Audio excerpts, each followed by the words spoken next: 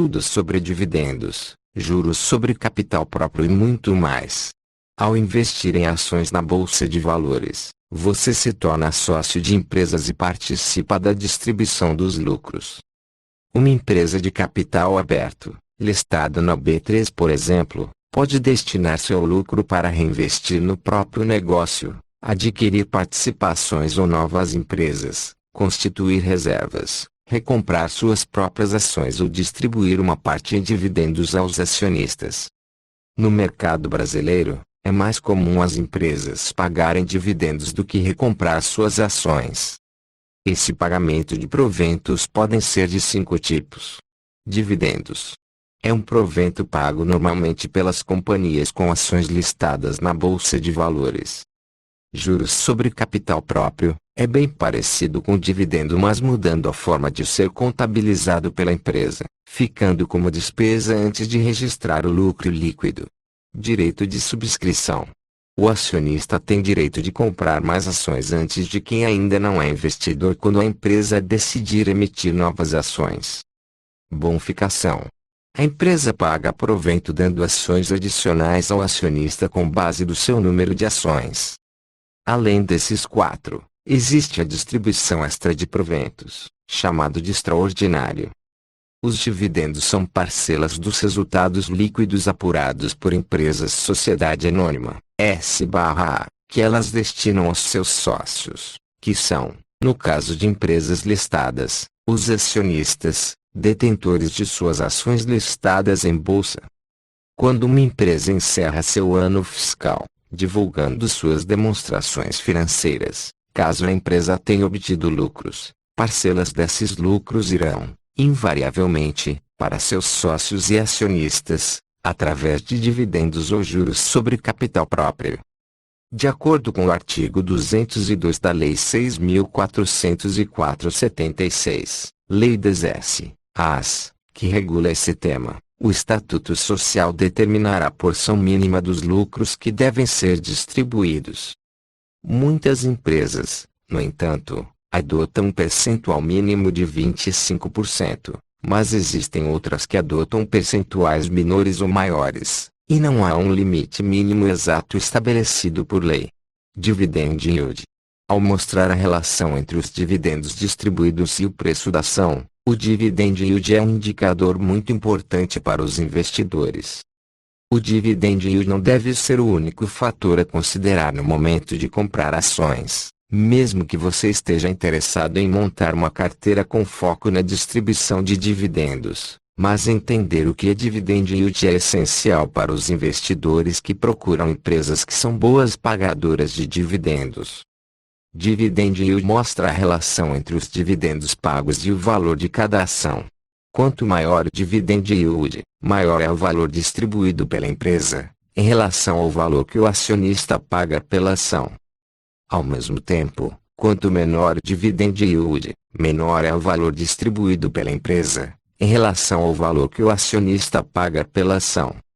Para calcular o Dividend Yield, o investidor precisa dividir o valor pago em dividendos pelo preço individual da ação antes da distribuição dos dividendos. Dividend Yield igual dividendos pagos por ação barra valor da ação x100. Existe muita confusão na hora de mostrar o valor do Dividend Yield.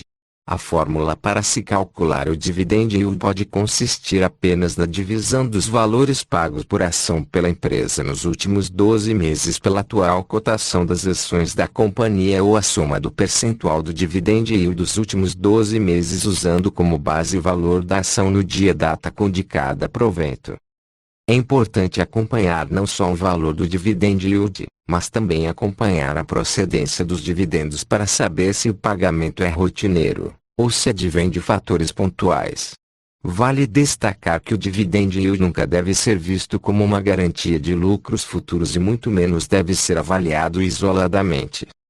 O Dividend Yield pode sofrer influência de diversos fatores, incluindo o preço das ações, base de dividendos pagos nos últimos meses, dividendos extraordinários e payout, porcentagem do lucro líquido que a empresa destina para o pagamento de dividendos, geralmente na casa de 25%.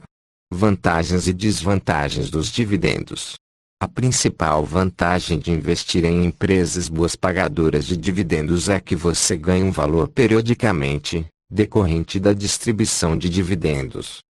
Além de poder ganhar com valorização da ação da empresa na bolsa, vista que boas pagadoras de dividendos são empresas mais consolidadas, que apresentam boa gestão e saúde financeira, o investidor tem a opção de reinvestir o dinheiro recebido via dividendo e aumentar seu patrimônio investido. Outra vantagem do dividendo é a isenção do imposto de renda.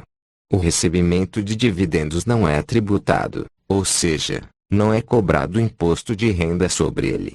Porém, a declaração anual do imposto de renda é obrigatória. Geralmente, uma desvantagem com empresas que pagam bons dividendos é que já estão em estágio mais consolidado e podem não valorizar muito as ações. Reinvestir os dividendos recebidos comprando mais ações é uma forma muito poderosa de se beneficiar dos juros compostos e aumentar seus lucros. Os dividendos, quando são gerados e têm origem em operações de empresas saudáveis, com um fluxo de caixa robusto, que apresentam crescimento e métricas de rentabilidade elevadas, e principalmente, quando são reinvestidos na compra de mais ações, são ferramentas poderosas para a construção de patrimônio e renda passiva no longo prazo. Conheça as datas importantes dos dividendos das empresas listadas na B3. A agenda de dividendos é a previsão de quando as empresas pagarão os dividendos.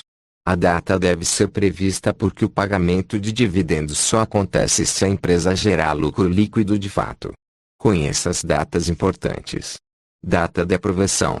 A empresa anuncia a quantidade de dividendos a ser paga, com as datas ex-dividendos e de pagamento. É a data em que o Conselho de Administração da empresa anuncia a quantia que será paga em dividendos por ação, a data de ex-dividendos e também a data do pagamento dos proventos. Normalmente as empresas realizam reuniões com seus conselhos de administração para decidirem quanto e quando pagarão de proventos referente aos resultados obtidos em um trimestre ou exercício, e muitas vezes os conselheiros levam em conta, antes de fazer a aprovação ou decidir o valor, o estatuto da empresa, bem como a situação financeira da mesma. Datacom. É a data limite para o investidor comprar ação e ficar com o direito de receber os dividendos. Na reunião do conselho, a empresa define qual data servirá como base acionária para o pagamento dos dividendos. Todo investidor que possuir ações em custódia no fim do dia da Datacom irá receber automaticamente os proventos. Data ex-dividendos.